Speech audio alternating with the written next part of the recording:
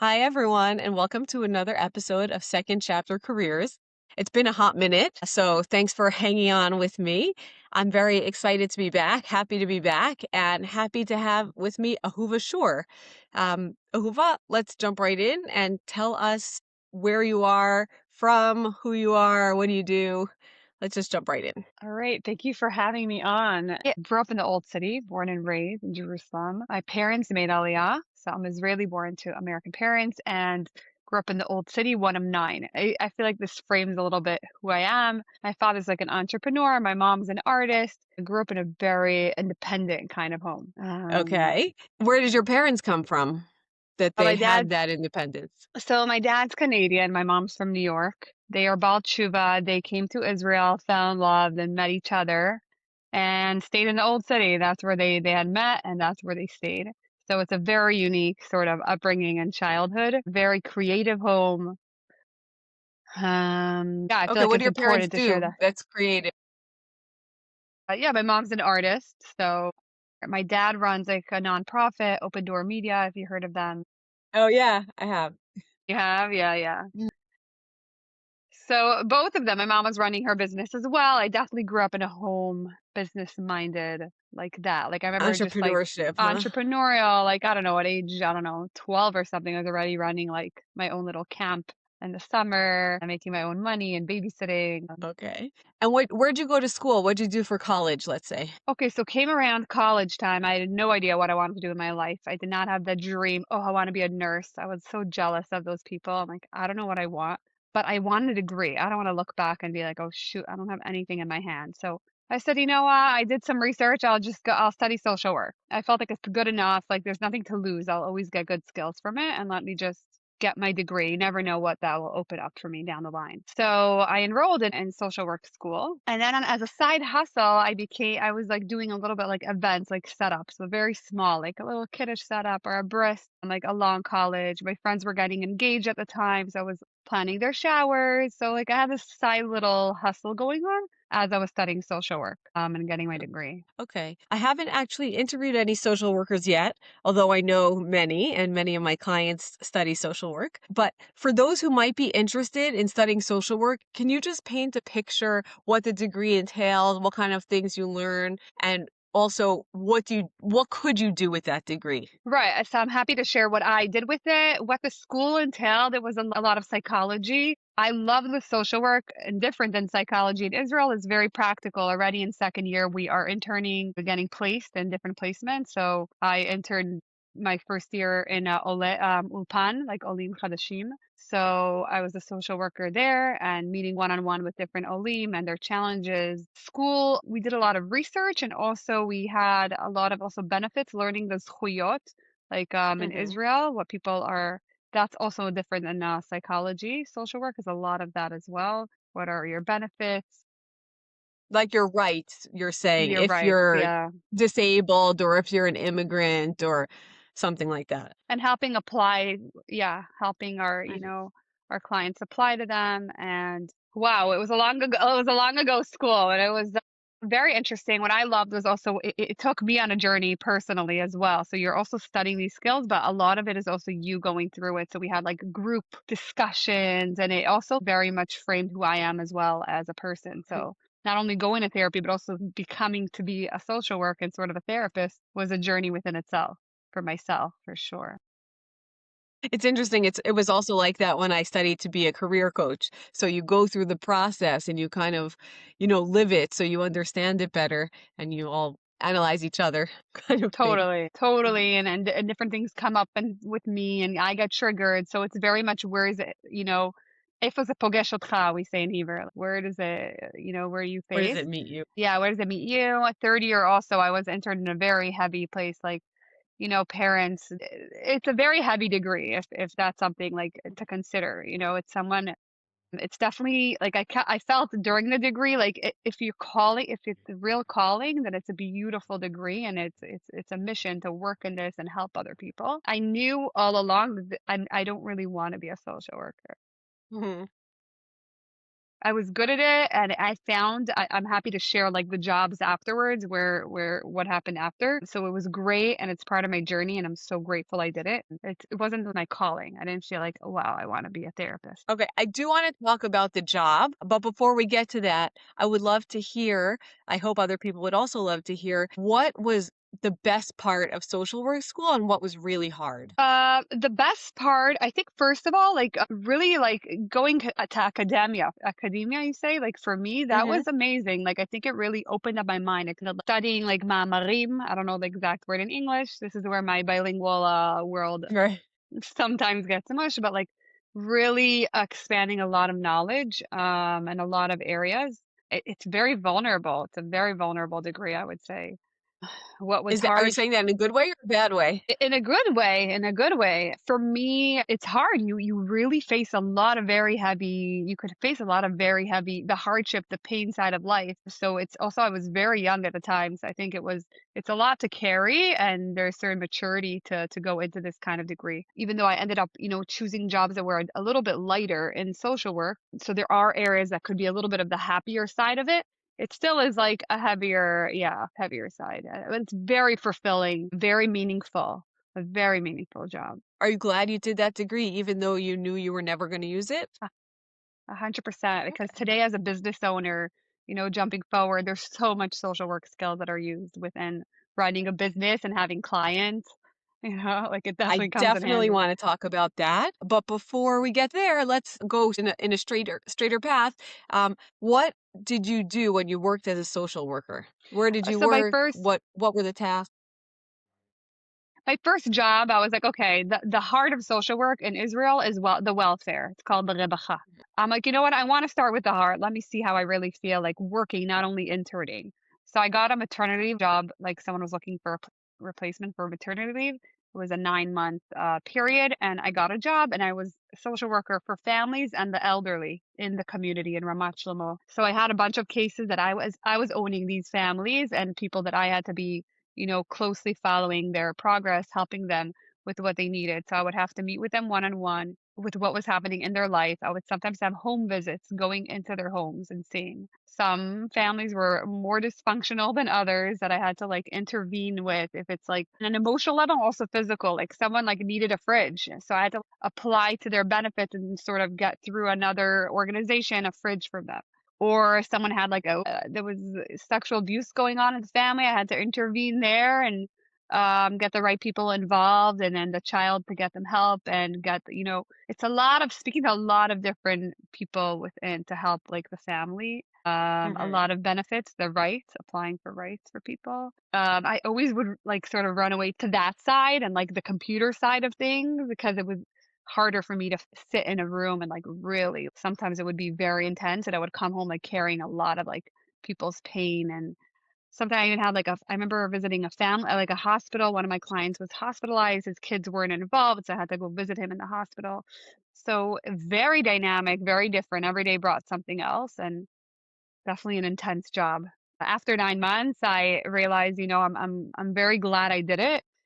I felt limited within the welfare system of what I could help because it is government in the end of the day. Right. I said I felt like a little limited with what my clients needed and what I was able to give them. And I'm like, I You think and everyone else. So yeah, much red tape. yeah. So it was hard for me. Things were bothering me in the system a little bit. And I'm like, I think let me take a pause from social work and try a little bit like the tech world or like a company, working for a company. Okay. So what did you do next? So, what I did next, is reach out to my father's friend, someone we know. He runs Cause Match. I don't know if you've seen like these crowdfunding. I worked They, there, yes. oh no way! I guess we didn't work there at the same time. I guess. So I reached out and I felt like this is safe. I know them. Let me get in a feel of like a company world. I asked to be like I said, are you hiring maybe for an office manager? They were pretty new because this was a few years back. They had just moved into new offices. I applied and I got the job and I did everything.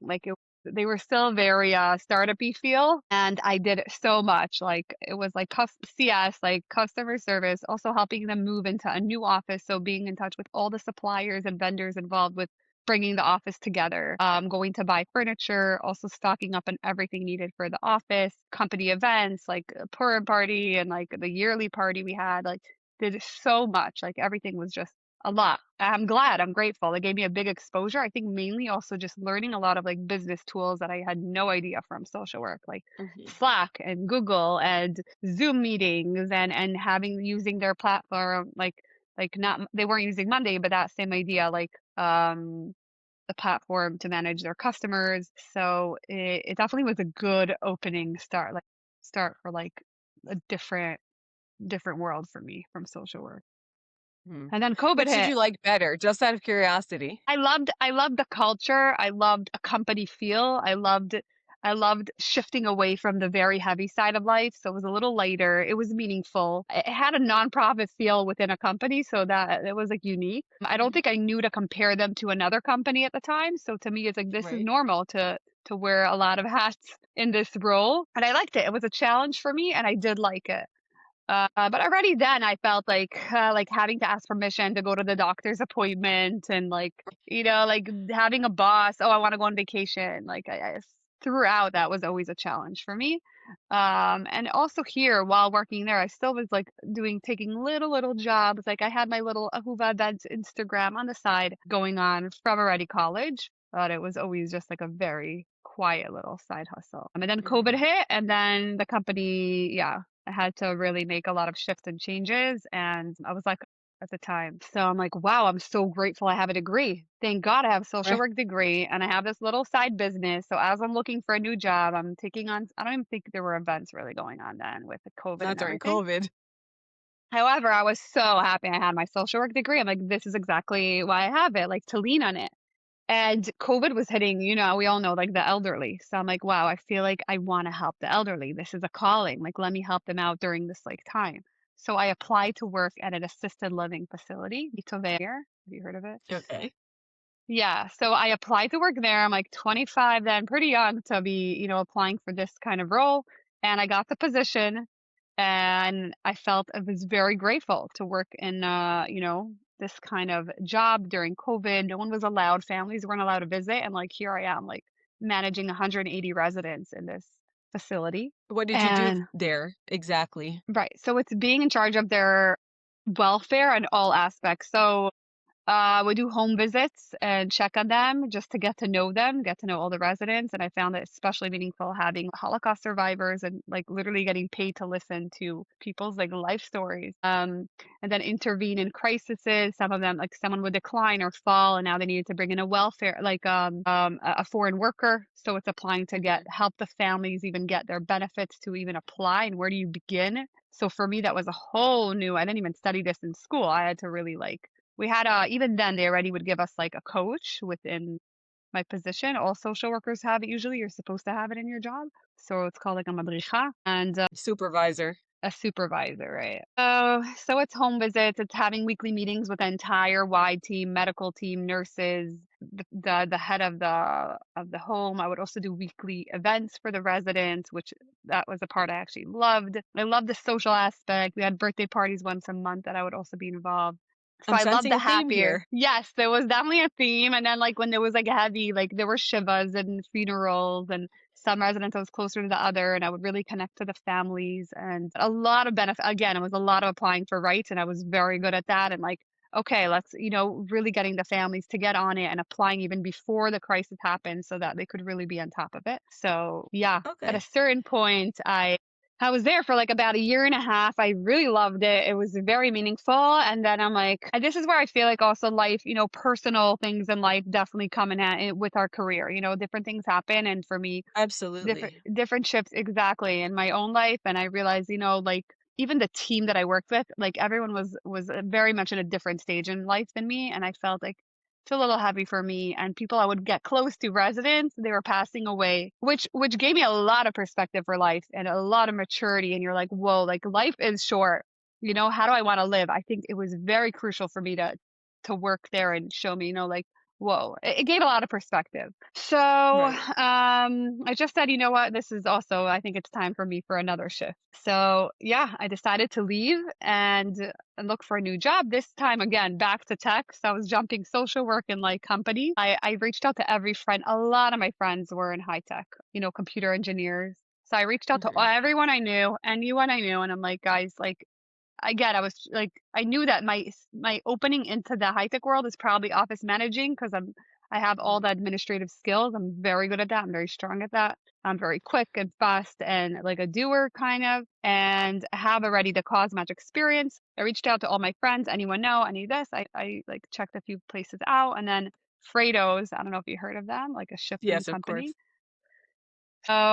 They were looking for also a very short, like, period, like, of, maternity leave, take over for their Mhm. office manager, and exactly like, it all fit in place, and I interviewed, and they accepted. I said, "I don't even know, this could end after 3, 4 months. I just wanna get my feet in there. Let me just get in there." And I loved it. I really loved those months at Fredo's. It was very different, it was very organized. My role is organized. They've been doing this for years. They treat their employees wonderfully, and it was a great experience for me. I was also planning the employees' events, taking care of the welfare of the team, just like greeting everyone who comes in the morning. So a lot of administrative skills. I want to hit on something before we go forward, and maybe I also have a few questions about Fredos. But you mentioned at the very beginning that, even when you were in school, you were doing small events like brisses and bachelorette parties and stuff. I'm curious to hear how you got into that in the first place. Like, what made you say, hey, I'm going to help someone at an event? That's a great question. And this is where I think this is where it came natural and it was maybe like my calling in life. I didn't know it then. I just was naturally that planner. Something needs to get done. Who was doing it? All our friends want to do a meetup. If I didn't like take charge, there was no meetup. So it naturally like, evolved and I loved events. And then it was like very small, but I loved like, whoa, this happened because I put it all together. I brought the food, I brought the tablecloths, I brought the little props. I spoke to all the vendors. I had like a lineup of like I liked it. Then it was on a small scale, but I really enjoyed it. I would like, look on Pinterest for hours and different inspirations. It was definitely like a passion of mine. And it was very like I quiet. It knew was in the about it closet. so young. What? It's amazing that you were so self-aware at such a young age, because I Yeah, I think a don't know if lot you of could people don't know. right. I don't know if I knew then. It was just like a small thing. I opened my Instagram then. It was like I did know to open Instagram, so it's been around. My Instagram's been around for years, and I would upload my small events, but I wasn't like too active on it. And yeah, that was definitely my natural calling of like I said, all my friends were like getting engaged. I was the planner, setting it up and buying the paper goods, and Well, yeah. it's funny because a lot of people think that to be an event planner, you need to have a lot of experience, but maybe what it really just takes is knowing a lot of people getting married to set your career off. It's an interesting perspective, right Yeah, place at I the think right time. yeah, there's more to my story. I do think I was doing it on a more of a hobby side, and that I think later on, like I take it to the next level, that there is more skill to learn and pricing it properly and running it properly, which Mhm. I believe that Fredo's really brought me to the level of then running my business on a whole different scale because I watched how they ran their business Okay, tell us behind the about scenes. that a little bit. So after my role as the office manager ended, the lady who I took over came back, but Fredo's is a big believer in skills, which I really appreciated. They were like, "We really want you to stay at our company," and an operations role within the company opened up, which was very different than if I was like more in the HR department, which was a lot more, social and fun, and like monthly birthdays and outings and Yom Kippur and Yom Kibush. And here it was more behind the scenes and running a lot of the clients who use Fredos and doing a lot of data and coming up with a lot of Excel. This was before ChatGPT, so I have to sit and figure out like a lot of like small details that I found personally like I'm more than this. I remember thinking like I'm just more than all these spreadsheets, and they were really wonderful Fredos. It was just the role wasn't exactly a match. I just Mhm. really wanted to stay, and I know if I stayed, I could have maybe kept going the ladder within maybe high tech after like this was I don't know exactly the timeline. Maybe I was there almost a year and a half. I remember saying, "Okay, what's my next shift?" And then I'm like, "Okay, I want to be a planner." I remember saying, "I want to be a planner. I don't know how to do this." So I spoke to a business coach. While I was working at Fredo's, I reached out to a business coach who herself was a planner. Her name is Michal K. I Shout had out her to on this Michal. podcast. If you haven't listened to that Hi, episode, Michal. you I didn't get definitely to should. her. I love Michal. We met through there, right? So I reached out and I said, I'll speak to her. And I had a call, and then it like just dawned on me. I'm like, if I do this step, I have to do it with someone who has a lot more knowledge with me, who could hold my hand within this really scary step of like quitting and beginning a business. So I began, but I still was like, how do I leave Fredo's? I don't know how. I love them. I love the company. Although it was getting hard on me, like the turnover within the high tech company, like friends that I was like friends with kept leaving and coming. Like I was ready to leave, like it was almost natural. So I was starting with Michal. I was working on my website. Fredo's went public at the time. Very exciting to be part of a That company is going really public. exciting.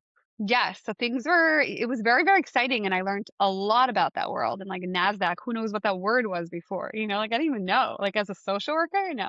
And then, and then on the side I was doing, and then 2 months after the company went public and I'm already going on this journey of, like, figuring out how the Ahuva events is gonna launch, I get a call one morning out of the blue. They had to cut down a lot of departments in Fredo's. I guess they did a wrong calculation. They had to let go a lot of company. I was the happiest fired person that could be. I'm like, this is so divine. This is so precise. I already have my business code. I have my website ready to be launched any day now. That's it. Like I was like, this is amazing. This is amazing. I didn't have to like I leave. love those stories of, serendipity, or it's not really serendipity. There's always a Yeah. plan we don't know about. When you're going through it, it just feels so overwhelming. And when you look back in retrospect, you're like, this is the best thing that ever happened.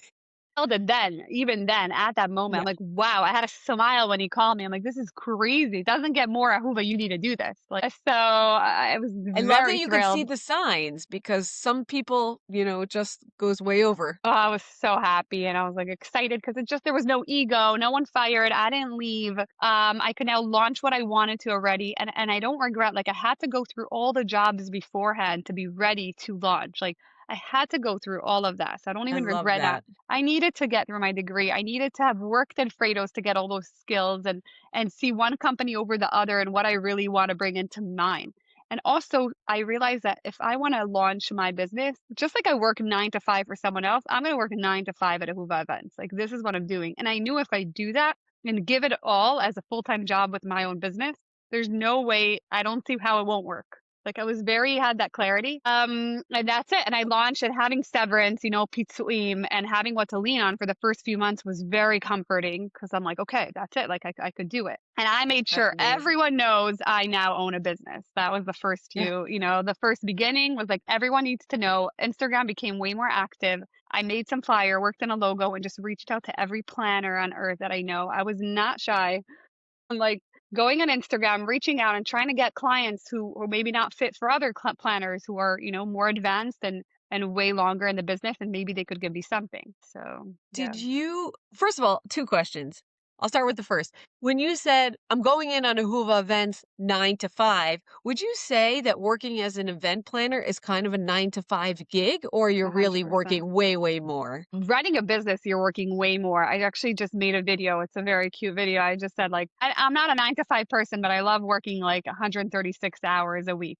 Like because I work much more. However, like I wouldn't regret it. Like it's my flexibility. I don't need to ask anyone when I could go on vacation. I wake up, I want a day off. I could take my day off, and I want to now meet with people. I can't even imagine going back to like having a boss. I'm my own boss, and I'm very thank God I have this natural drive, so I don't have my issue is not it's maybe overdrive. It's not like oh how do I get up and do the tasks I need. No, that comes natural. Yeah. Okay, so that's really helpful, I think, for people who are thinking about starting a business, um, and aren't sure what it entails. I think it's safe to say, even if you're not going to events every night, Yeah. you don't turn off the computer at 4:59. That's not a thing. Yeah. Yeah, and also, like, so much of what I realized and was a surprise is, like, so much of being an event planner is not even being an event planner, it's running a business. It's 80% marketing, it's 80%, networking and meeting with people, reaching out, like, it has nothing to do with event planning. And obviously there is event planning because I loved it and it's my passion. It's so much of it was way more, like, you have to be in the beginning, I was, like, trying to be an expert in all fields, like, coming up with Right. content, pretty early on. I listen, I could not have done it without a business coach. It's something anyone who reaches out, "Hoover, how do you do it?" I think having someone coaching me along the way from the beginning was so crucial, especially my first client that came 2 months after I started, I nailed that first client, which was, like, that was the beginning stage of, like, "Whoa, I'm doing the work. Why don't I have anyone?" It happens, it comes. If anyone's listening, it will come if you really do the ishtalut and do the work that need. Something will come your way. It might take some time, but, How'd you feel in those first 2 months? Did you start to feel panicked, or did you feel like, "Okay, this is part of the process"? You seem pretty calm. I know we just met, but I think I'd yeah. be nervous. And then I was doing all the homework and beyond, like, even everything, because I was so driven and so ready for it, I was, like, ready. So I was doing everything, and I was like, "Okay, I just want that first one to get the practice." It's like training for something and not having, like, you just wanna. So then afterwards, thank God, I remember that first client who came my way, and the first one who I priced in the way that I feel like was worthy with Michal's help at the time, what should be priced. I never before priced anything close to that because I didn't know. And then even just it's funny, I look back, but like even just how I ran, behind the scenes there was a lot of back and forth with Michal and asking her questions. But the satisfaction I got of like all speaking to all the vendors, seeing them show up from an empty room to a full room of everyone that is there because of me, and watching the dancing and hugging my client, like it's what I loved. I knew this is my place, and like That must have been the best feeling ever. best feeling. I'm like renting furniture because what I was doing before was very small things, and here it's like renting furniture and doing the design and creative, coming up with creative concept for this event and having the gorgeous dessert table and swag bags that we ordered. It was like, whoa, I Right. loved it. And then I had That's real how I felt like content. Yeah. yeah, that's a lot how I felt when I coached my first client. I felt like all my career when I was working in marketing, it was kind of like working with faceless people. I don't know who they are. They're just random names on a spreadsheet, like you said before. And then Right. suddenly there was a real person in front of me and I could see the results as they were unfolding. And it was just such a high. I was like, I'm never going, I'm never going to give that Exactly. up. It was Exactly. so Yeah. amazing. It's so So, amazing, and, that's what it felt. And then before, I think those 2 months, it was a lot of fake it till you make it kind of feel, like I was just going out to eat and being like, "Oh, checking out for clients," which is not bad. I think there is something you gotta do it. And then I started having real content, and I could really post and really have what to share, and start getting experience, which is everything. yeah. What was the hardest thing for you about opening the business? Wow. To me, like, I think of opening the business as just full of joy for me. That's amazing. 'Cause in the beginning, there was that worry of, like, where would clients come from, and it's very clear, like, for me, very early on, once the people are booking down the line, it's people that have to have some sort of budget, and they're not that's working together something really small, so they're booking ahead, so I knew, okay, like, you start filling up your calendar down the line. The hardest thing is that I didn't realize 2 months after launching, basically, Ahuva Events, it was in the summer when I, started or right before June time, and then October 7th hit. That was also a little bit of a shock of like, "Wait, I what's was just gonna happening?" ask about that. Yeah.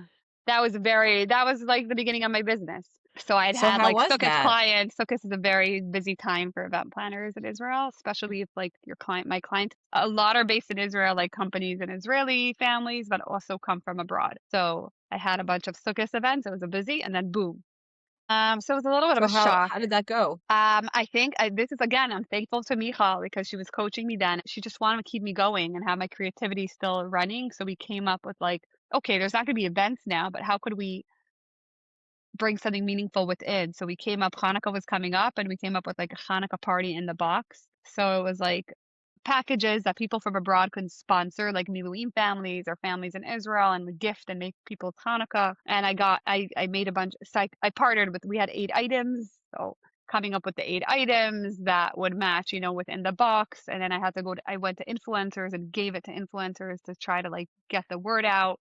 So it also taught me a lot. It grew my business in other ways that I didn't think of. And it was very meaningful. Like people were sponsoring boxes. I would go to hotels and go to families that were evacuated from like Sderot and hand them these boxes. So it Oh, was that's thinking just out of the beautiful. box. Yeah. I was also what was nice is like there were families like, evacuated from the north, south to Jerusalem. I was living in Jerusalem then, and we would come up with like their bar mitzvahs. What do you mean? Like the boy still has a bar mitzvah. Life has to still, go on. Mhm. Like we just put together events in hotels and get vendors quickly. Slowly we started fundraising. I started fundraising a little bit from abroad to try to get some money to help these families. Wow, So that's amazing. And now that the war is on pause, do you feel that you've positioned yourself in a way to pick up full steam, or something's So this changed was in the way you October approach it? 7th. I think after that things picked up and things really grew. There was a lot of events. Thank God so much. The business just really, really grew. Something I do want to mention is yeah, like I very quickly I would read a lot of business books and um always improving how I could run my business. So I'm very big believer in delegating. Very I was early on, gonna I ask realized, about that. okay, yeah. So very early on, I was like, okay, okay. I saw like business is coming from Instagram. I don't want to spend all my life on Instagram. I don't know what's in and what's like catchy. And I come to events. So one of my Right. first hires was getting a girl to run my social media, but I didn't have enough events to pay her monthly. When I sort of took that leap, I'm like, I need it. I know I need it to grow. I don't yet have, I can't afford it, but I'm doing it. And I did it. And Mhm. it was the best decision. Really, till today, she works for me. And it's one of the best choices I made of like having someone, like, I'm a big believer. This is not my expertise. I'm a planner. We run an event planning business. I want to focus on that and like take that off my shoulders. It's so So funny because I think of an event planner as delegating that to someone else. Like if I had to delegate something, I would delegate the event planning. I am terrible at that. I do not want to do it. I don't really care. I didn't even plan my own wedding. um, yeah, which is where I'm holding now. Like fast forward, like, the business, thank God, is growing. I hired someone to help with finances. It's something I hate. I really dislike, but I realized I got to know it before delegating. So you just got to go through it. Some parts we like, some parts we don't. So that I Right. hired. And now my recent hire, after a lot of trial and error on the way, which is part of business and life, is hiring a planner, actually, an experienced event planner underneath me and sort of handing her to do like project management, like projects, like planning events, handing over client. Wow. So the business has shifted from like being an event planner to running an event planning business, which also sort of shifted, Hmm. and And running like companies. how do you enjoy that aspect of being the boss versus being the event planner? I think as I'm talking to you, this is an insight. I'm realizing like I have a pattern. I'm always like looking to grow and change. So it's interesting. I'm like, I think I was like, wow, I got 2 years of like really doing so many events. Thank God. Like I'm so grateful for the blessing I have in the business. And I've done it. I've done a lot. What's the next challenge, right? What could I do next? I think the next challenge is like running the company rather than still doing event. I'm still involved. And thank God people are booking despite the war that we just had. It's also just shifting and like taking some of that off my plate and also having room to like, okay, how do we expand? How do we grow? What are the next projects? How do I improve? Like I actually Tara a few months back, set up my Monday. So like behind the system to have a better flow with my clients, better flow with managing my team. So how is it different? Yeah. Could you have envisioned that this is where your life would take you or your career would take you back then when you were going to school because you felt like it was a good fallback? No, would never. How could we envision anything in life, right? It's a journey and it's a journey we just gotta, walk the path and let it unfold. I believe also in business, there's a lot of the spirituality aspects of like, even in hard times within the business, because there are hard times. If anyone's listening, there's very hard times in the business, a lot of uncertainty, a lot of unknown. Things could go wrong. And it's just believing and having like higher, God running the show for me at least. And what helps me within that and like what helps me calm myself in those stressful times. And it's the same to your question of like, it's just knowing there's a better path and it's gonna work out in the end and walking that journey. Said no idea, I would never know. I think maybe deep down internally, I knew I would be a business owner because it was in my blood, but I never would have pictured this. Yeah. It's funny because I work with a lot of clients trying to figure out, do you have what it takes to be an entrepreneur? Do you have that risk tolerance or do you need that stability? And I think a lot of my guests have talked about the faith aspect and kind of just closing your eyes and, a dream and a prayer. It's a theme that comes out a lot. Timing. It's dream and prayer. It's Yeah. also timing. You have to be ready for it, and I said, like, things in life happened to me that gave me that courage. It takes so much courage to take that step. So, like, different Mhm. aspects really give you that push. Yeah. So Well, it's I all that would combination. say that timing matters, but it's not necessarily the only factor. Mhm. First of all, there's two issues regarding to timing. One of them is being able to see beyond the event to understand the timing. Like, I got laid off, now's a great time. A lot of people would not see it that way. So a lot of it is the perspective related to the timing. Mhm. But also for people who don't have this aha moment, they're not getting laid off or they're not, finishing a project at this moment, to be able to say, now is the time to make the timing for themselves. That's a pretty big step.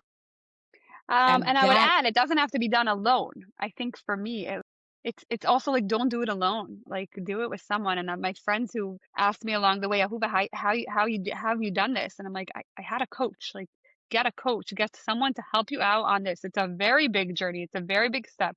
How would I know what to do? It's so right, crucial. And with time, you need other coaches. And I feel like it's an endless. You always need someone. I'm gonna always need and different items. Like today, I picked up a call to like a Rebbitzin lady to give me some advice on. I wasn't sure, like, something happened with a vendor, and I wasn't sure, like, he had sent the bill and it went to spam, and I'm like, "Okay, who's owed here?" Like, I have questions of, like, halacha, like, okay, who's in the right, who's in the wrong? Like, I don't know. So that's maybe not a business coach, but it's someone who I wanna know that I'm doing the right thing. So I believe in yeah, coaches in every aspect. A therapist, working out, I believe just to be, like, well-rounded in everything, just get the experts. yeah. I would say also mentorship. I've had a couple Mentorship. of mentors in my career who Yeah. may not have done what I want to do, but they really inspired me to think about things different ways. And going back to what you said about working at Fredo's and having that experience of that learning, I think a lot of Very it much. comes down to the people that you work with, who you can absorb that knowledge from. For And you never know sure. till you're in it.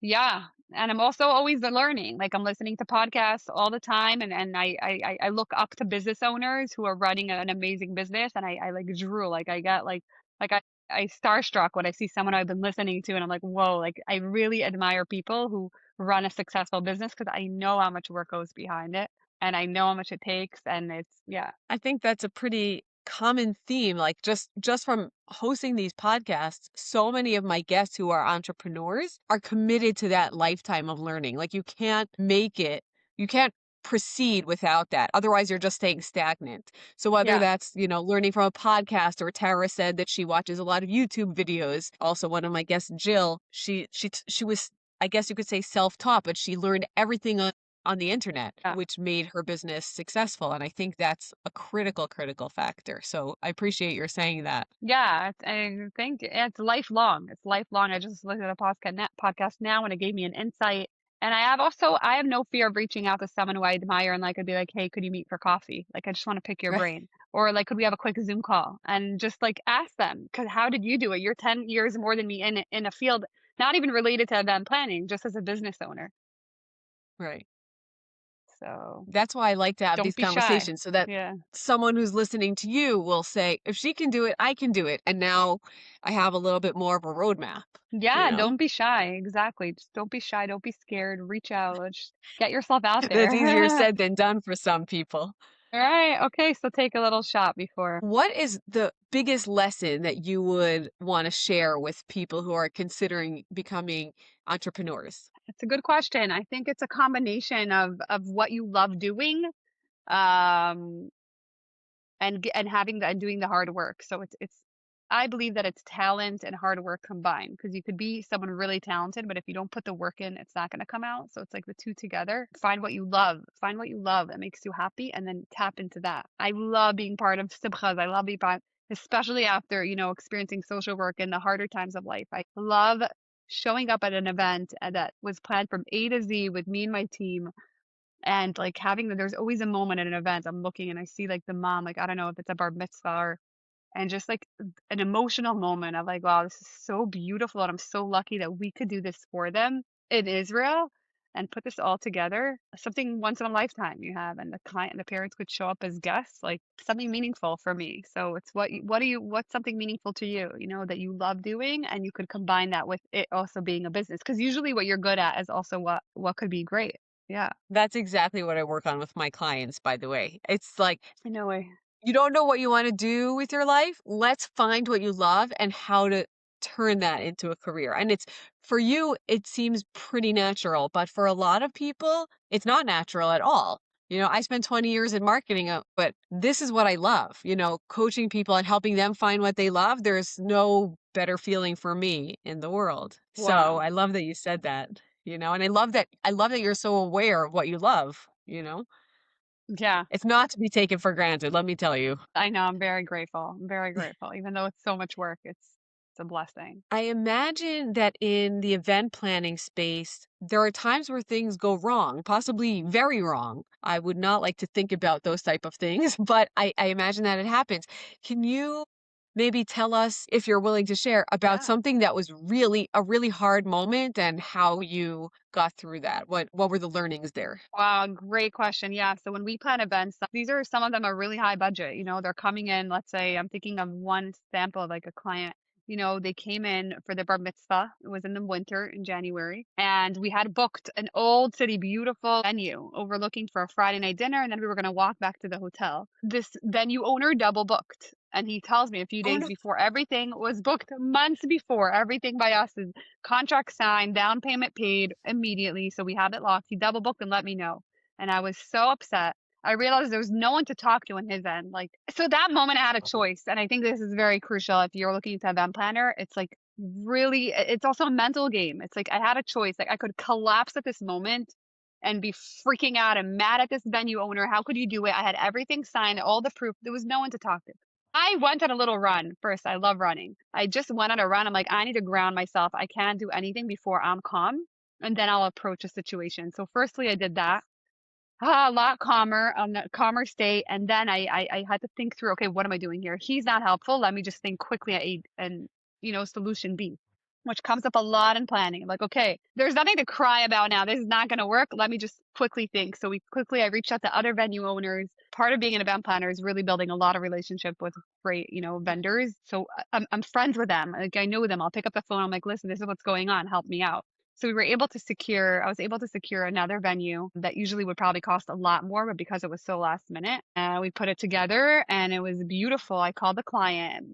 I had to tell them the situation and also like already give them the solution, and it worked out beautifully. I'm not gonna lie, it was definitely like a little heart attack there. I don't know how I would survive that. And we're talking like not it's 70 people that are like coming in. They came in from America for this. It's so stressful. If you're considering event planning, like there's a lot. You really got to hold that stress and not collapse. It's okay to collapse. We're human. And just give that space. Just be aware.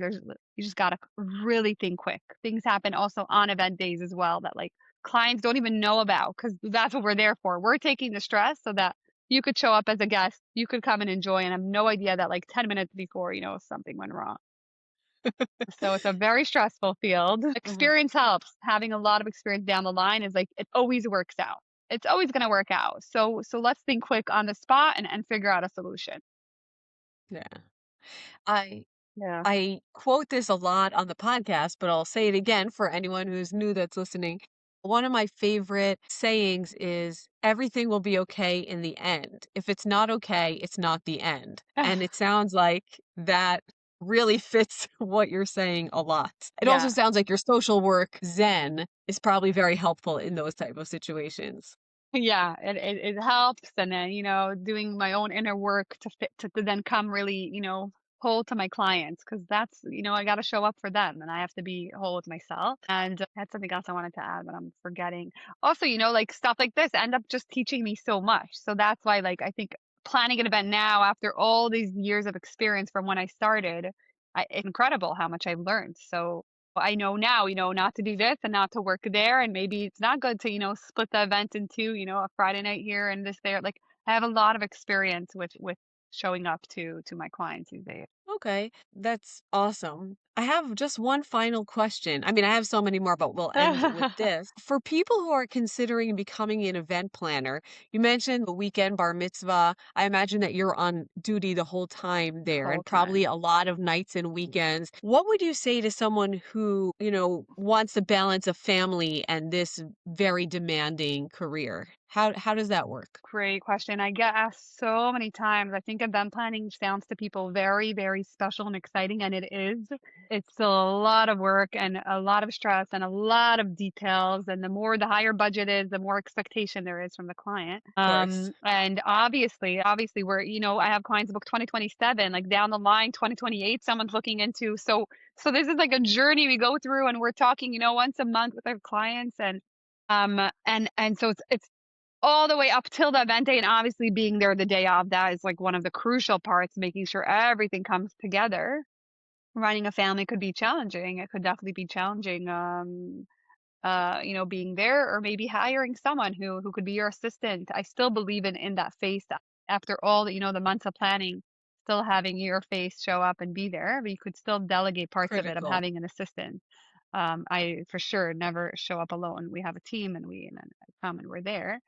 Um, so personally, I don't yet have kids. One day, Bezrat Hashem. So I think I would take a little bit of a step back, and I would, I'm grateful to have built the business for me personally where I'm at. So that the time comes, I will be able, because I wouldn't want to go so out, at night so Right. late, and it's also stressful. It's a lot on the body. It's so much to hold, and I love it. I just might want to, notch down, but by that time, hopefully, I'll have, I have already, so like a team. Well, it sounds like you use your planning skills to plan for that next stage of life. So Exactly. I Yes, hope that you yes. get there at the right time. Thank you so, so much for sharing all these fascinating insights and experiences with us. I really appreciate it. Thank you for having me on. It was meant to be. So I'm very grateful and the opportunity to be interviewed and shared, and always happy to help if anyone has questions, and they could follow me at, our business at Ahuva Events on Instagram and LinkedIn I'll put it and in the show reach notes. out. Thanks. Thank you Absolutely. so much. Great meeting you.